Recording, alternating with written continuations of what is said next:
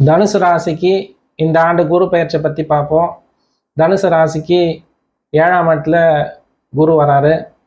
அவரோட பார்வை பார்த்தீங்கன்னா 11ஆம் இடம் ராசி, அடுத்தது 3ஆம் இடம் பார்க்குறாரு. இப்போ 7ஆம் இடத்துல வந்துக்கிற குரு சமசப்தமாக உங்கள் ராசியை பார்க்குறதுனால நீண்ட நாளாக திருமணத்துக்கு தேடிக்கொண்டு இருக்கிற தனுசு ராசி நேயர்களுக்கு இந்த ஆண்டு கண்டிப்பாக நிச்சயமாக திருமணம் நடக்கும். திருமணம் நடக்கிறதுக்கு வைபோகம் ஏற்படுறதுக்கு அவரோட பார்வை அருமையாக இருக்குது. அடுத்தது 11ஆம் இடம், நீங்கள் எடுத்த காரியம் எல்லாமே சக்ஸஸ் ஆகக்கூடிய காலம் இது. 11ஆம் இடம்ன்றது உங்களோட லாபஸ்தானத்தை குறிக்குது. உங்களுக்கு எந்த தொழில் ஆரம்பித்தாலும் இல்லை ஏற்கனவே தொழிலில் இருந்தாலும் அந்த தொழில் மூலமாக உங்களுக்கு லாபத்தை குரு பார்வை கொடுக்கும்.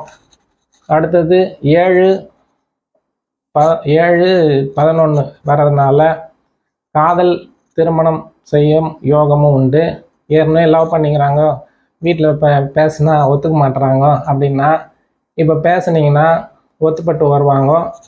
அப்புறம் எல்லாரோட சம்மதத்தோட திருமணம் நடக்கிறதுக்கு வாய்ப்பு இருக்குது. அடுத்தது பார்த்திங்கன்னா 3ஆம் இடம். 3ஆம் இடம் பார்க்குறது நீங்கள் எந்த முயற்சி செய்தாலும் 11ஆம் இடம் வேலை செய்யறதுனால அந்த முயற்சிகள் சக்ஸஸ் ஆகும்.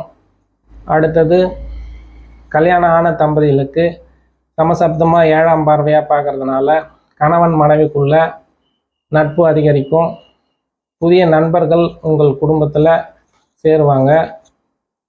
3ஆம் இடத்துல இருக்கிற ராகு உங்களால் தேவையில்லாத முயற்சிகளை கொண்டு போக செல்லும். எப்படின்னா இப்போது ஒயின் ஷாப் போகணும், சரக்கு அடிக்கணும், அந்த மாதிரி தோன்றதெல்லாம் நீங்கள் அதெல்லாம் ஏற கட்டி வச்சுட்டு குரு பார்வை 3ஆம் இடம் பார்க்குறதுனால வேறு நல்ல முயற்சிகளை பண்ணுங்கள். உங்களுக்கு எல்லாமே சக்ஸஸ் ஆகும். நன்றி, வணக்கம்.